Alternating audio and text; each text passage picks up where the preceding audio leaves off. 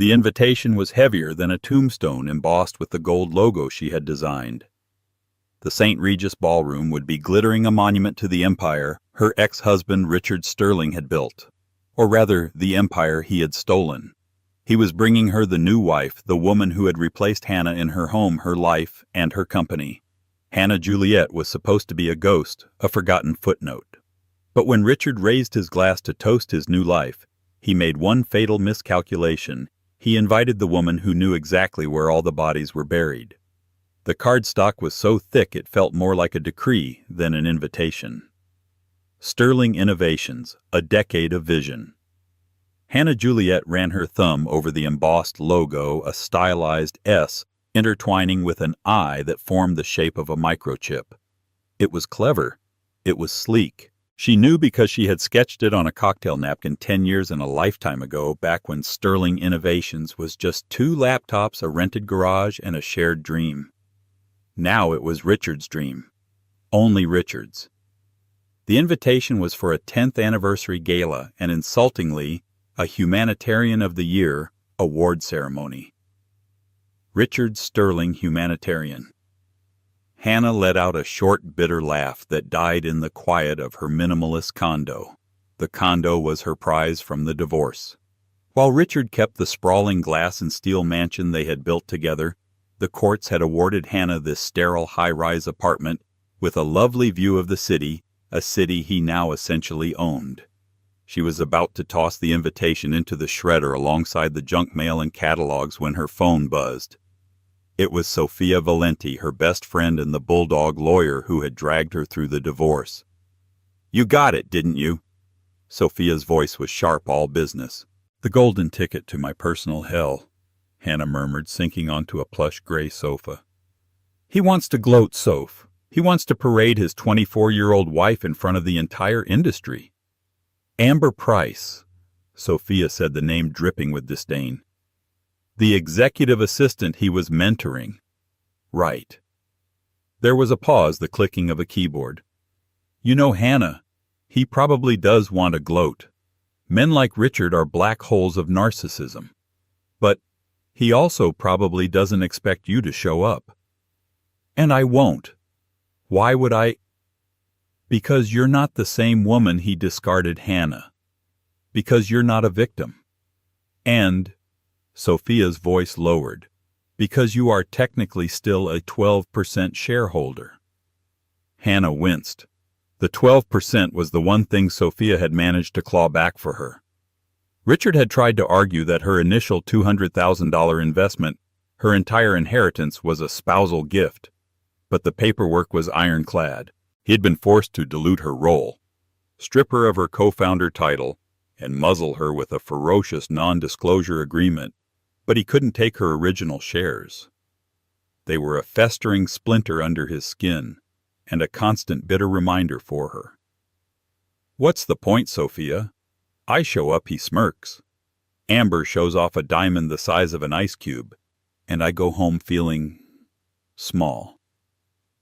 "No, you show up looking like the queen you are. You remind those people, the board members, the investors, the engineers who worked with you, that you were the brains.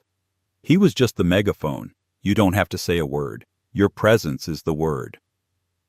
Hannah looked around her silent apartment. It was beautiful. It was safe. And it was a cage. For 2 years she had been rebuilding. She'd started a small, successful tech consultancy specializing in ethical AI integration. She was respected in her small circle, but she wasn't known. Richard had systematically erased her from the company's history. The official story was that he was the sole founder, the visionary. She was just the first Mrs. Sterling. "He'll be with her," Hannah whispered, the old wound aching. Amber. All blonde hair, sharp angles, and ruthless ambition. The last time Hannah had seen her in person was at the deposition where Amber had coolly lied under oath about the timeline of their affair. "Yes, he will," Sophia said, her voice softening for a moment. "And it will hurt. But Hannah, you know what hurts more. Letting him win. Letting him believe he broke you. Don't go for him. Don't go for Amber. Go for you. Go for the woman who spent sleepless nights coding the prototype for the Aura system while he was out networking. Go for the woman who deserved to be on the cover of Forbes right next to him. Hannah closed her eyes. She remembered the garage, the smell of cold pizza, stale coffee, and the electric hum of the servers. She remembered the moment the first Aura unit booted up, its light pulsing a soft blue. It was her light, her idea. Okay, Hannah said, her voice small but firm. Okay, Soph, I'll go, but you're helping me pick out the dress. Oh, honey. Sophia laughed, the sound pure steel. We're not picking a dress. We're choosing armor. The next 2 weeks were a blur of calculated preparation. This wasn't just about finding a dress. It was about rematerializing. Hannah was a ghost, and she needed to become flesh and blood again. First, the armor. Sophia dragged her to a private atelier, waving off the trendy, flashy gowns that Amber would inevitably favor. No sequins, no feathers, no look-at-me desperation, Sophia decreed. You're not competing, you're judging. They settled on a gown of deep emerald green silk. It was deceptively simple, long-sleeved, high-necked, but cut on the bias, so that it clung to her form like liquid shadow. It was the color of money and envy. Paired with her grandmother's diamond and emerald earrings, the only real jewelry she had left from her side of the family, the effect was less wronged ex-wife and more regal, untouchable. But the physical armor was the easy part. The real work was internal. Hannah dug out her old files from the divorce, the ones Sophia had saved on a triple encrypted drive. She reread the NDA. It was brutal. She couldn't discuss the divorce settlement. She couldn't discuss Richard's personal conduct. She couldn't claim any intellectual property not explicitly patented in her name before the company's incorporation. But it didn't say she couldn't attend a shareholder event. It didn't say she couldn't exist. A week before the gala, she did something impulsive. She sent a text. Just 3 words, "Coffee for old times." The reply came almost instantly, where David Chen had been Sterling Innovations' first hire. He was a brilliant, nervous accountant who Hannah had personally recruited. He'd been like a little brother to her. Now he was the chief financial officer. He had testified for Richard during the divorce, a betrayal that had stung more than the affair. They met at a sterile coffee shop in the financial district, far from both their territories. David looked older, his hair was thinner, and he wore the haunted expression of a man who makes a lot of money doing things he doesn't love. "Hannah," he said, fumbling with his cup. He couldn't meet her eyes. "David." She kept her voice even, warm. No accusations. "You look well. CFO. That's incredible." "It's a title," he muttered, stirring his black coffee. "Look, Hannah, about everything. You have to understand. He had me. My student loans, my mother's medical bills. He paid them off. He called it a loyalty bonus. It was a leash." "I know," Hannah said softly, and the honesty of it surprised him. He finally looked up. Her eyes weren't filled with hate. They were just clear. "Why did you want to meet?" he asked, suspicious. "I'm coming to the gala," she said simply. David choked on his coffee, a rattling cough that turned heads. Why, Hannah, don't. It's not the same place. It's not our company anymore." "I know. It's his." "No, not even." David leaned in, his voice dropping to a frantic whisper. "It's hers. Amber's. She's not just a trophy. She's on the board. She pushes everything. This new Aura 2.0 rollout, it's all her. She wants a faster, flashier product. Richard is obsessed with impressing her. He's not listening to the engineers." "What do you mean?" Hannah asked, her professional curiosity piqued. The Aura system was her baby. It was a predictive smart home AI designed to be secure, intuitive, and above all, stable. The engineers, the old team, Bill, Sarah, the ones you hired, they're terrified. David whispered, twisting a napkin. "The new 2.0 software is unstable. It's built on a new cheap framework to cut costs. They told Richard the security protocols are a joke, that the whole system could be, well, compromised. Easily. And Richard, he's pushing it to market anyway.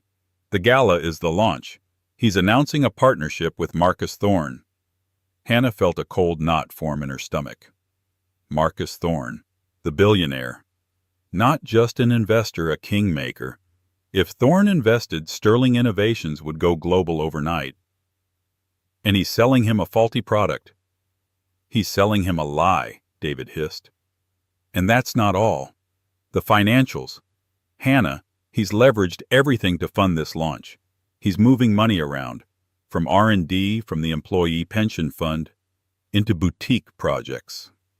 Amber's, Hannah guessed. David nodded, his face pale. Amber's Boutique Ventures, a lifestyle brand. He's gutting the company to pay for her vanity projects, all while preparing to sell a ticking time bomb to Marcus Thorne. He's going to cash out Hannah. He's going to sell your legacy, take the money, and leave everyone else, the employees, the shareholders, the customers, to deal with the fallout. Hannah sat back, the coffee forgotten. This was no longer about a broken heart. This wasn't about a smug ex-husband and his new wife. This was about her company, her work. He was going to destroy it. "David," she said, her voice dropping to ice. "He muzzled me with an NDA. But he didn't muzzle you. As CFO, you have a fiduciary duty." "He'll destroy me," David whispered, his eyes wide with panic. "I'll be disbarred. I'll go to prison. He'll say I was in on it. And what if he's exposed before the sale? What if someone stopped him?" David looked at her, really looked at her for the first time. The quiet, bookish Hannah was gone. In her place was a woman made of steel. "I can't," he stammered. "I can't be the one." "I'm not asking you to be," Hannah said, standing up. "I'm a 12% shareholder. I have a right to be at that gala, and I have a right to protect my investment." "He won't let you in." "He invited me. He'll have security throw you out the second you open your mouth. Then I'll just have to be very, very careful about when I open it." She placed a $50 bill on the table. "It was good to see you, David. I'm glad to know that you're still the good man I hired." David watched her walk away, her back straight, her steps unfaltering. He was terrified, but as he looked down at the napkin he had shredded, a tiny forgotten spark of loyalty stirred within him. He pulled out his phone and sent a text to a different number. "Bill, it's time. Get the R&D report ready." The one he buried. The St. Regis Hotel was draped in sterling blue. The light from the colossal crystal chandeliers reflected off a massive ice sculpture of the S and I logo. The air hummed with the sound of a string quartet and the murmur of hundreds of voices, all discussing money power and, of course, Richard Sterling. Hannah stepped out of the cab, handing the driver a crisp bill. She had come alone. Sophia had offered, but Hannah had been firm. "This is something I have to do myself." She walked up the marble steps, the emerald silk of her gown whispering around her ankles. She bypassed the red carpet where camera flashes were exploding. She was on the guest list, but she wasn't part of the spectacle. Not yet. A woman with a clipboard and a headset gave her a plastic smile. "Name, Hannah Juliet." The woman's smile froze. Her eyes flicked up, scanning Hannah from head to toe. The name was on the list, but it was highlighted in red with a note, "Alert RS upon arrival." The woman subtly touched her earpiece. "Welcome, Ms. Juliet. Please enjoy the evening." Hannah inclined her head and walked in. The ballroom was magnificent, and it was full of ghosts, people she had hired, people she had mentored, people whose kids' birthday parties she had attended. They saw her. The whispers started instantly. "My God, is that Hannah Juliet? I thought she'd moved to Switzerland. She looks incredible. What is she doing here? This is going to be a disaster." She ignored them, her eyes scanning for her target. And then she saw them. They were holding court by the champagne tower, the epicenter of the room's gravity. Richard Sterling looked every inch the tech visionary. His tux was custom, his smile was 1,000,000 watts, and his hand was firmly planted on the lower back of his new wife. Amber Sterling was a spectacle. Her dress was a blinding column of silver sequins plunging to her navel and slit to her hip. A diamond necklace, the one Hannah had seen in Vogue, was draped around her throat. She looked less like a corporate spouse and more like a trophy. She was laughing a high, brittle sound as she leaned into Richard. And then, as if sensing a drop in temperature, Richard looked up. His eyes met Hannah's from across the room. His smile didn't falter, but it hardened. It became a mask. He whispered something to Amber, who visibly tensed and clutched his arm. With the practiced ease of a politician, Richard began to steer his new wife directly toward his old one. The divide and conquer approach. He was going to cut her off at the pass, humiliate her quickly and quietly, and force her to retreat. The murmur of the crowd died down. The string quartet seemed to falter. This was the moment. "Hannah!" Richard said, his voice booming with false warmth. "Darling, I'm so glad you could make it. I wasn't sure you'd—" "Well, I'm just so glad." Amber didn't bother with pretense. Her eyes, expertly lined, raked over Hannah with open contempt. "Richard Amber," Hannah said, her voice perfectly calm, perfectly polite. "It's quite the celebration. 10 years. It seems like yesterday we were in the garage on Oakwood." Richard's smile twitched. The mention of the garage of the "we" was a direct hit. Amber stepped forward, placing herself protectively in front of him. "Oh, Hannah, it's so brave of you to come." Amber trilled her voice just loud enough for the surrounding tables to hear.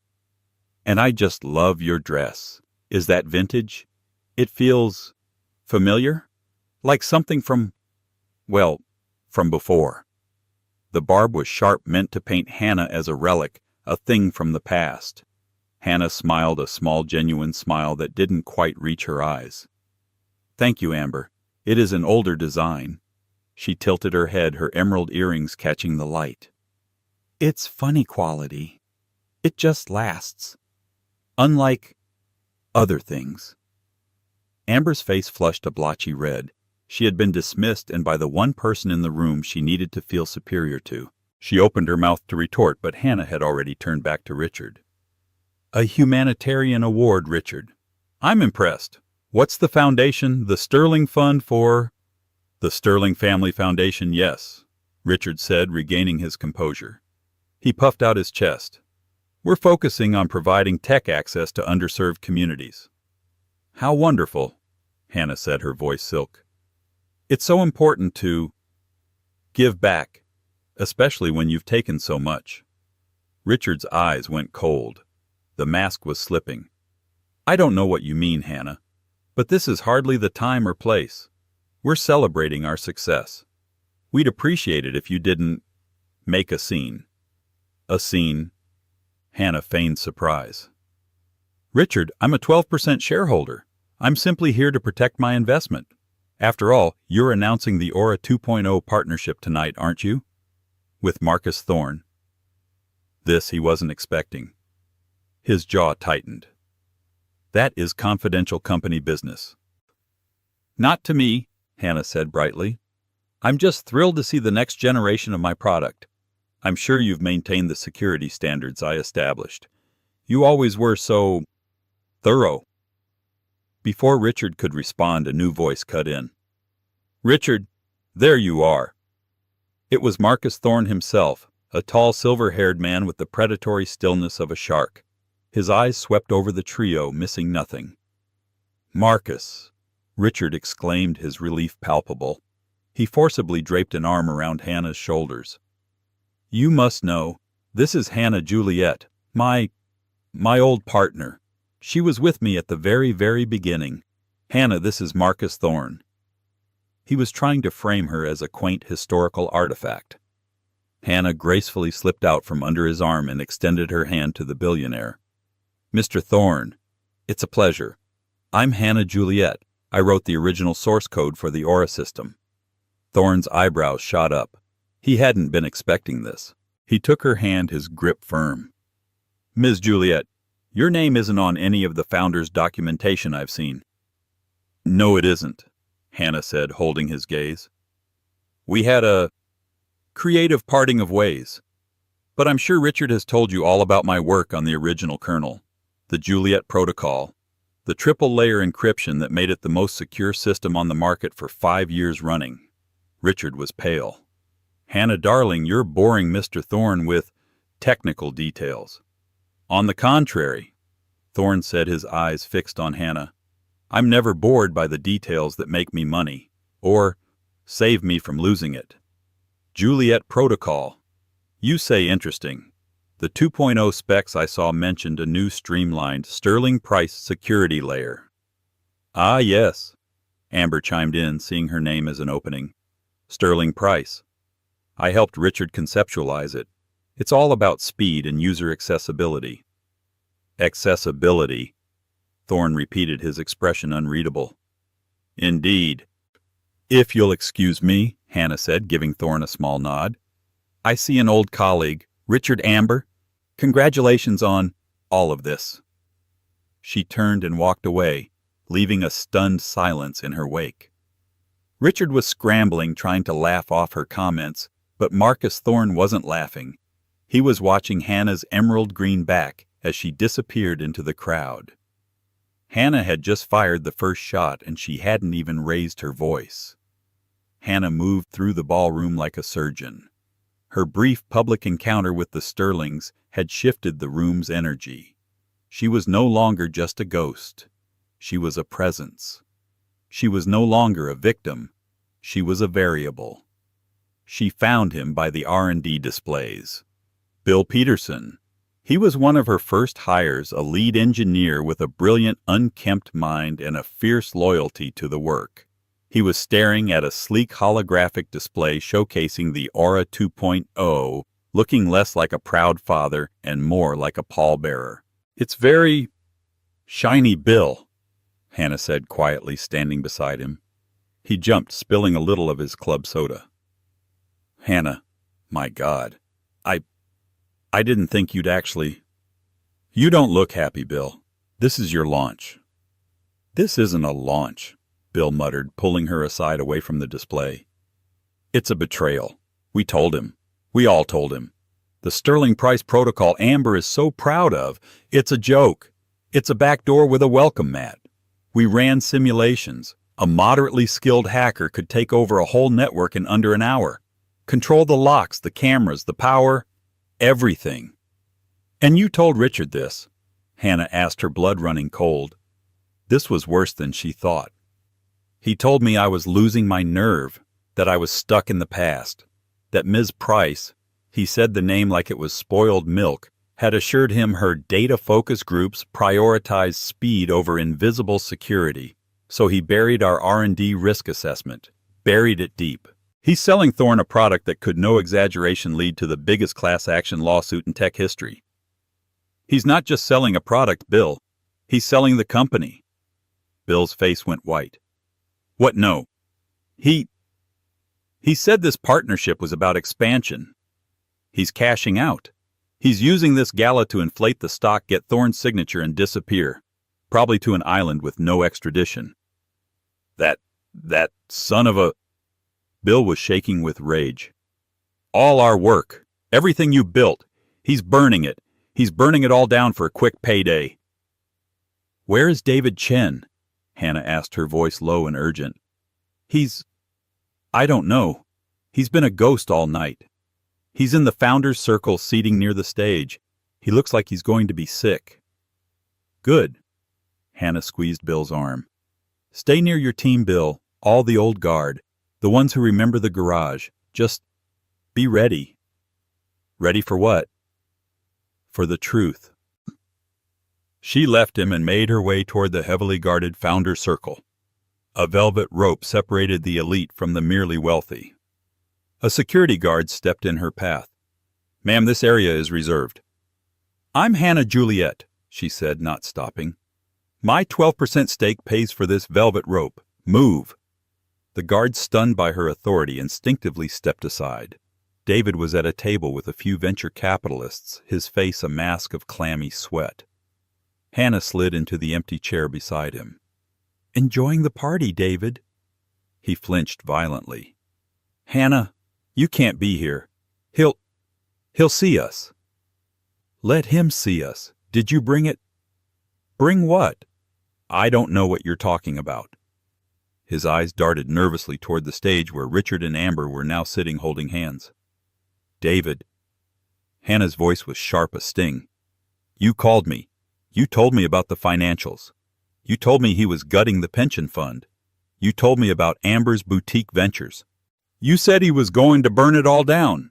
Now, did you bring it?" David's hand trembled as it slipped into his jacket pocket.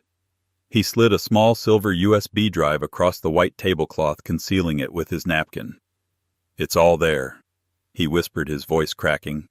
"The real ledgers, not the fantasy ones we're showing Thorne, the shell corporations, the transfers to Amber's business, the internal memo from Bill's team about the Aura 2.0's critical vulnerability, and the signed order from Richard to proceed with launch and contain report. And something else." "What?" "The patent, the Sterling Price Protocol. It's not just bad. I think it's stolen." "Stolen from who?" "I don't know. The source code. It doesn't look like anything Richard's team has ever produced. It looks older, more academic. I don't know, Hannah. But it's the linchpin. He's selling the company based on that fraudulent patent." Hannah palmed the drive. "You did the right thing, David." "I've just signed my death warrant," he breathed, wiping his face. "You've just saved your soul," she countered. "Now I need a laptop, a quiet place, and 10 minutes. The north alcove, behind the stage. It's a small AV control room. It should be empty. The AV guys are all out front for the main presentation." "Thank you, David." "Hannah." He grabbed her wrist, his grip surprisingly strong. "What are you going to do?" "I'm going to read my company's annual report," she said, pulling her arm free. She slipped away from the table. As she walked toward the stage, she passed Richard and Amber. Amber shot her a look of pure venom, a silent, "Why are you still here?" Hannah simply smiled a polite, vacant smile and continued past them, disappearing behind the heavy velvet curtain that led backstage. Richard watched her go, a flicker of genuine panic in his eyes. He leaned over to his head of security. "Find out where she went, and do not let her near the stage, or a microphone. Do you understand?" The man nodded and slipped away, but he was too late. Hannah was already inside the AV room. The AV room was small, dark, and blessedly quiet. The only light came from a bank of monitors showing different angles of the ballroom. On the main screen, a promotional video had begun a glossy, airbrushed history of Sterling innovations. Hannah could hear the muffled, triumphant music through the door. She sat at the console, her heart hammering against her ribs. The emerald dress felt suddenly too tight. She slid the silver USB drive into the port. A folder popped up. "Confidential. Eyes only. DC." She clicked it. It was a labyrinth of deceit. David hadn't exaggerated. Hannah, who had once balanced the company's books on her home computer, now navigated the spreadsheet jungle of a corporate sociopath. File after file showed the systematic draining of the company. Funds allocated for research and development were rerouted to a shell company called Price Sterling Holdings. From there, millions were transferred to Amber's Boutique Ventures, which, according to the attached invoices, had spent $800,000 on brand consultation and $1.2 million on product sourcing, which Hannah recognized as a lavish trip to Paris and Milan. He was funding her shopping sprees with his employees' pension funds. She opened the next folder, Aura 2.0, Internal. There it was, Bill's report, Critical Vulnerability Advisory. It was 40 pages long, detailing in excruciating technical language exactly how the new Sterling Price Protocol was, as Bill had said, a back door with a welcome mat.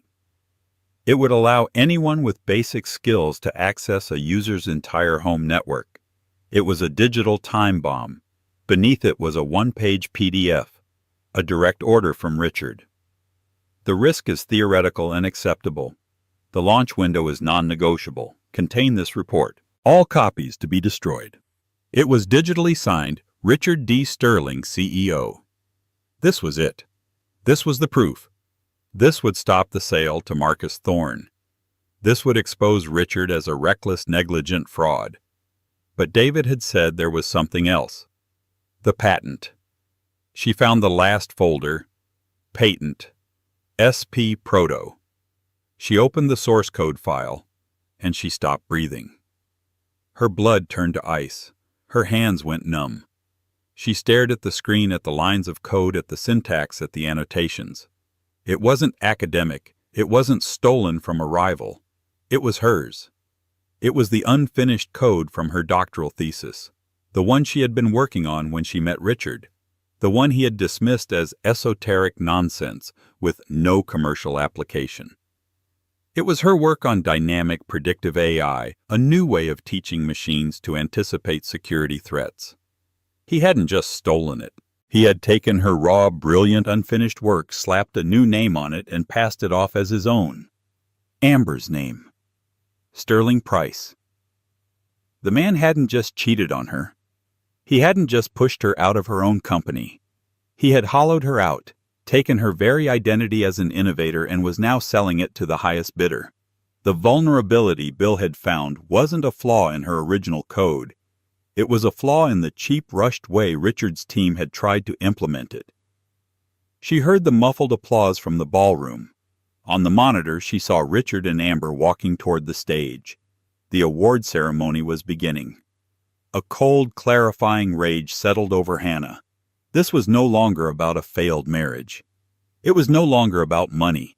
It was about a fundamental theft of her mind. She copied the entire contents of the USB drive. She opened the AV console's main operating system. She saw the presentation file queued up, Gala Speech Final v3.mp4. With a steady hand, she dragged Bill's 40-page critical vulnerability report, the PDF of Richard's contain order, and the side-by-side comparison of her thesis code and the Sterling Price patent. And she embedded them into the presentation's timeline. She set them to display on every screen in the room, including the massive 50-foot jumbotron behind the stage on a trigger. She then stood up, smoothed her emerald dress, and walked out of the AV room. She found the head of security waiting for her. "Ma'am, you're not allowed back here." "Oh, thank goodness," Hannah said, her voice trembling with manufactured distress. I got lost. I was looking for the ladies' room. I'm so embarrassed. Can you show me back to my seat?" The guard, seeing not a threat but a flustered woman, softened. Yeah, this way, ma'am." He led her back out into the ballroom just as the presenter, a local news anchor, was booming, "And now to accept the Humanitarian of the Year award and to give the evening's keynote address, the visionary founder and CEO of Sterling Innovations, Mr. Richard Sterling." The room erupted in applause. Richard and Amber walked onto the stage waving and smiling. They were bathed in a golden spotlight. Richard kissed Amber deeply, a theatrical, possessive gesture for the crowd, before he stepped up to the podium. Hannah melted back into the shadows near the soundboard, her eyes fixed on the stage. "Thank you," Richard beamed, holding the heavy crystal award aloft. "Thank you. I am humbled, truly humbled." Amber stood just behind him, her hand on his back, her silver dress so bright it was almost painful to look at. She was the picture of the adoring, supportive wife. "When I started Sterling Innovations 10 years ago," Richard began, his voice resonating with practiced sincerity, "I had nothing but a dream, an idea, that technology could do more than just obey. It could anticipate, that it could protect us." Hannah felt a bitter laugh rise in her throat. His dream, his idea. "It was a lonely road," he continued. "One I walked by myself for a long time. This was it. the final erasure. Hannah watched as men in the audience nodded rapt. He was feeding them the myth of the lone male genius, and they were eating it up. But I persevered, and we built Aura, a system that changed the very nature of the smart home. And tonight I am so proud to announce the next leap forward, Aura 2.0. A smattering of applause. Marcus Thorne at his front table watched the stage with a neutral, calculating expression. Aura 2.0 is more than an upgrade, Richard said, his voice swelling. It's a revolution. Faster, smarter, more intuitive than ever. And it is all thanks to the inspiration of my beautiful wife, my partner in all things, Amber Sterling. He gestured to Amber, who stepped forward and gave a small tearful wave.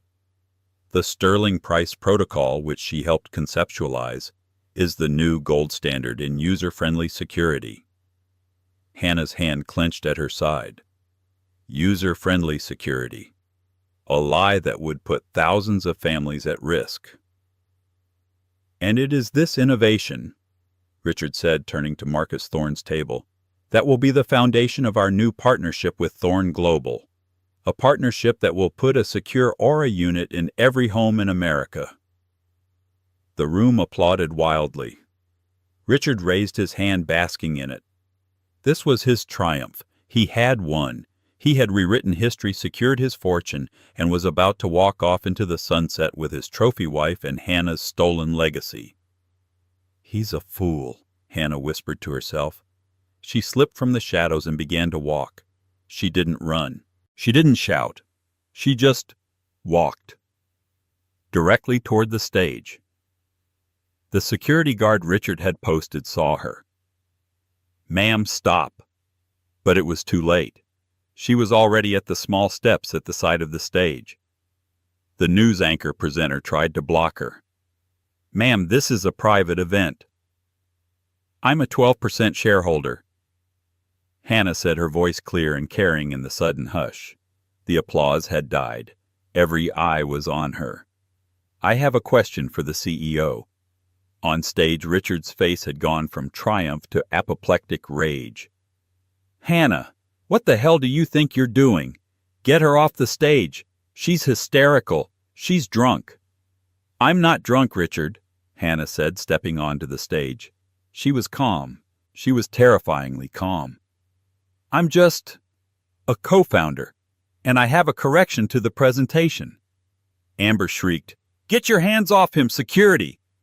Two large guards were rushing the stage, but a new voice cut through the chaos. "Let her speak." It was Marcus Thorne. He was standing now. His voice was quiet, but it had the authority of billions. The guards froze. Richard looked at Thorne, his face a mask of panic. "Marcus, she's a disgruntled ex-wife. This is a private domestic issue." "It stopped being a domestic issue, Mr. Sterling," Thorne said, his eyes like chips of ice, "when you started pitching me a product built on user-friendly security. I'd like to hear what the other founder has to say. Ms. Juliet, the floor is yours." The room was so quiet Hannah could hear Amber's ragged, shallow breathing. Hannah walked past her, past Richard, and stood at the second podium, the one the news anchor had abandoned. She looked out at the sea of faces, executives, investors, journalists. "Good evening," she said, her voice amplified by the microphone. It was crystal clear with no trace of hysteria. "My name is Hannah Juliet, and Richard is right about one thing. He did start this company with a dream. He just forgot to mention it was my dream." She turned to the jumbotron behind Richard's head. "Computer," she said, using the AV system's voice command. "Load file vulnerability report.pdf." And suddenly the 50-foot screen behind Richard and Amber was no longer a tasteful blue logo. It was Bill Peterson's 40-page report. The words critical vulnerability and risk catastrophic were visible even from the back of the room. "This," Hannah said, gesturing to the screen, "is the real R&D report for Aura 2.0, the one Mr. Sterling ordered buried. It details how the Sterling Price Protocol, The one my replacement is so proud of is, and I quote, a back door with a welcome mat. It's a system designed to fail. The room erupted in gasps. Journalists were scrambling, cameras flashing. Bill Peterson in the crowd was staring white-faced at the screen. "He's lying," Amber screamed. "She's a liar. Richard, make her stop." "Oh, I'm not done," Hannah said. "Computer load file. Contain order. PDF." The screen changed. There it was. Richard's memo. His signature. "Contain this report. Proceed with launch." Richard looked like he had been punched. He lunged for Hannah to grab the mic, but the two security guards, now watching Marcus Thorne for cues, stepped in front of Richard, blocking him. "And finally," Hannah said, her voice dropping, "the inspiration. Mr. Sterling and Ms. Price are innovators, it's true. They innovated a new way to steal. Computer load file. Code comparison PDF." The screen split. On the left, Hannah Juliet doctoral thesis 2011 dynamic predictive AI. On the right, Sterling Price protocol patent application 2024. It was her code, line for line, her annotations, her work. "Richard didn't just push me out of my company," Hannah said, her voice shaking with a cold, precise fury. "He stole my work, my mind, and tried to sell it to you. He gutted the company, funneling millions from your pension funds." She looked at the employees. "Into his wife's shell companies, all to fund a lie." She looked at Amber, whose face was a grotesque mask of horror and disbelief. "He didn't just replace me, Amber. He plagiarized me, and he put your name on it." Richard Sterling was silent. He was ruined. He knew it. The flash of cameras was deafening. Hannah looked out at the crowd, at the men and women she had worked with. "On November 4th, 2013, she said, "in a garage on Oakwood Drive, we had an idea that we could build something that mattered, something that protected people. That idea, that was Sterling Innovations. What this is." She gestured to the sputtering, humiliated man beside her, "is a fraud." She set the microphone down. The silence in the room was absolute, a crushing physical weight. Hannah set the microphone down. The solid thud as it settled into its cradle was the only sound in the colossal ballroom. It was an absolute crushing vacuum-like silence, as if her final words had sucked all the air from the room. The string quartet was frozen, bows hovering over strings. Waiters stood like statues, trays of champagne forgotten. Every eye was locked on the stage. She took her first deep, unimpeded breath in 2 years. The adrenaline was a cold, clean fire in her veins. She felt still. She turned her movements unhurried. She looked at Amber.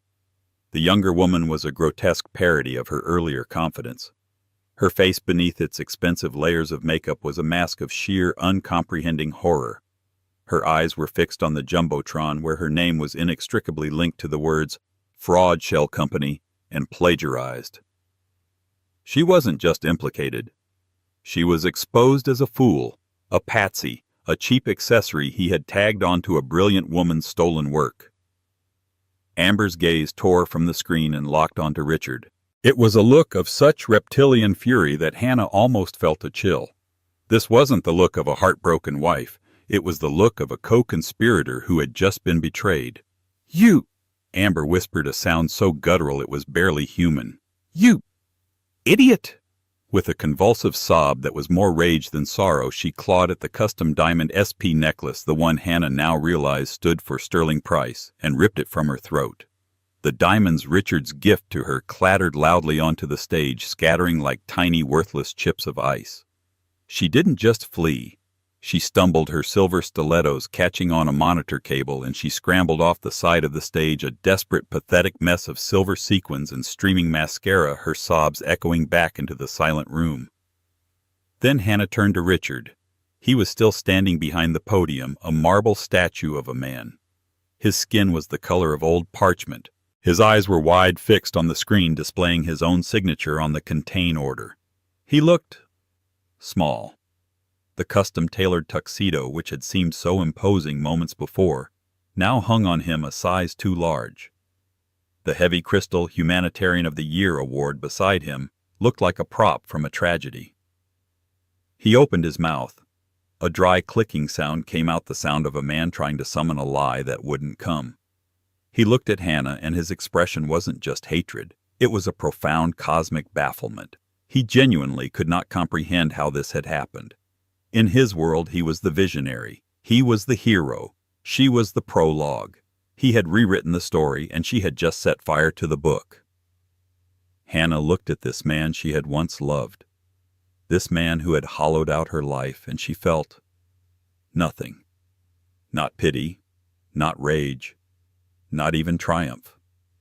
Just the quiet, definitive click of a lock falling into place. It was over. She turned her back on him, on the ruin he had made, and began to walk toward the steps to leave the stage. The walk felt impossibly long, each click of her heel on the polished wood a hammer blow in the suffocating silence. And then, a sound. Crack. A single sharp percussive clap. It was so loud in the void it sounded like a rifle shot.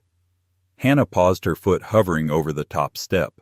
She looked out into the darkness of the ballroom. David Chen was on his feet. His table was in the front near the stage, and he was completely exposed. His face was a wreck, his glasses askew, his cheeks streaked with tears of terror and relief. But he was standing, and he was clapping. His hands hit each other with a slow, deliberate, painful force. He wasn't just applauding her. He was applauding his own liberation, breaking the chains of fear and complicity with every impact. He met her eyes, and in them she saw a decade of shame washed away. He was atoning. That single act of courage broke the spell. Another figure stood, Bill Peterson. His face was pale, his rumpled suit a stark contrast to the tuxedos around him. But his eyes were burning with a professional vindication that was almost holy. He didn't clap. He just stood, a silent salute from one engineer to another. Then, as if pulled by a string, his entire R&D team, Sarah, Mike, the ones who had signed the buried report, rose as one. They were standing with Bill. This wasn't applause. It was a mutiny. Then a ripple. From a table in the back, Jennifer, the head of marketing Hannah had hired right out of college, stood up. Then the finance team, the ones who had been forced to cook the books for David, stood. The applause started to swell, not as a roar, but as a growing, rumbling wave. It was the sound of the old guard. The people who remembered the garage, the ones who remembered her vision. The journalists smelling the biggest corporate scandal of the decade were next. They shot to their feet, their applause frantic secondary to the blinding blitzkrieg of camera flashes. It was a wall of magnesium pops, a strobe light assault capturing the fall of an empire and the coronation of its exiled queen. The investors stood last. They were pragmatists. They saw the R&D team, the undeniable proof of fraud on the Jumbotron, and the one person in the room who held the original uncorrupted key to the entire technology. They stood, their applause crisp, respectful, and calculating. They weren't clapping for justice. They were clapping for their new and only viable asset. The applause was thunderous now. The entire ballroom was on its feet, except for one man, Marcus Thorne. He had remained seated, his expression unreadable, watching the entire execution. The applause, as if sensing a final judgment was yet to be rendered, slowly died down. All eyes turned to the billionaire. His silence was more absolute than the one that had come before. Slowly, deliberately, Marcus Thorne folded his linen napkin and placed it on the table. He rose to his full imposing height. He did not look at Hannah. He looked directly at Richard, who was still paralyzed by the podium. "Mr. Sterling." Thorne's voice was quiet, without amplification, yet it sliced through the vast room with the chilling precision of a scalpel. "You and I will not be doing business." He let the words hang in the air, a death sentence. "In fact," Thorne continued, "you should consider this conversation our only one. My legal team, who are far less pleasant than I am, will be in touch regarding your spectacular fraudulent misrepresentation. I suspect," he added, tilting his head slightly, "the Securities and Exchange Commission will be in touch shortly after." A low animalistic moan tore itself from Richard's throat. He finally completely collapsed. He didn't just sit. He crumpled, folding in on himself, his head falling into his hands on the podium. His body was racked with the dry, silent sobs of a man who had just lost everything. Then Marcus Thorne turned his gaze to Hannah. She was still poised on the step, a figure of emerald green stillness. "Ms. Juliet," he said, and his voice was entirely different. It was sharp, appreciative, all business. "A remarkable presentation. You own 12% of this compromised entity. As of this moment, Mr. Sterling's stock is worthless and his position as CEO is void.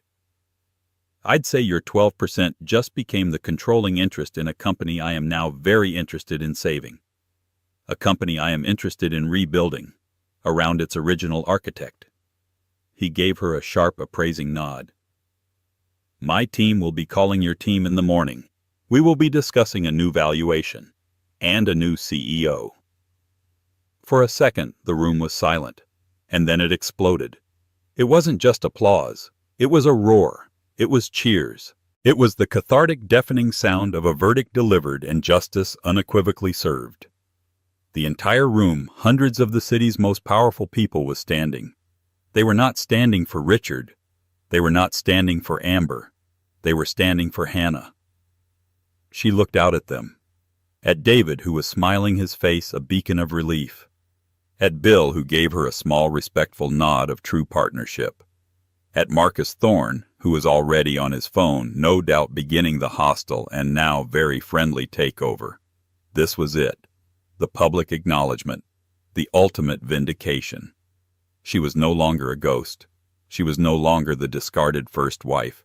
She was once again the founder. Hannah Juliet felt the last trace of adrenaline recede, leaving not exhaustion, but a profound, steely calm. She didn't smile. She didn't cry. This wasn't a moment for tears. It was a moment of restoration. She straightened her back, a queen accepting the return of her crown. As the applause swelled to a deafening, cleansing crescendo, she turned her back on the wreckage of her past, on the weeping, broken man at the podium, and walked, her head held high. She descended the steps, and the crowd parted for her as she moved, a sea of respect. She walked with purpose and grace out of the ballroom and into her future. The truth, like that emerald green dress, is a powerful thing. It doesn't fade, and it always, always comes back in style. Hannah Juliet walked into that party as a ghost, but she walked out as a legend. She didn't go for revenge. She went for justice. She reminded everyone that you can't erase a person's contribution, you can't steal their legacy, and you cannot silence a woman who has finally found her voice. The standing ovation wasn't just for her, it was for every person who has ever been overlooked, underestimated, or had their work stolen. What did you think of Hannah's story? Have you ever seen someone get their power back in such a spectacular way? Let me know your thoughts in the comments below.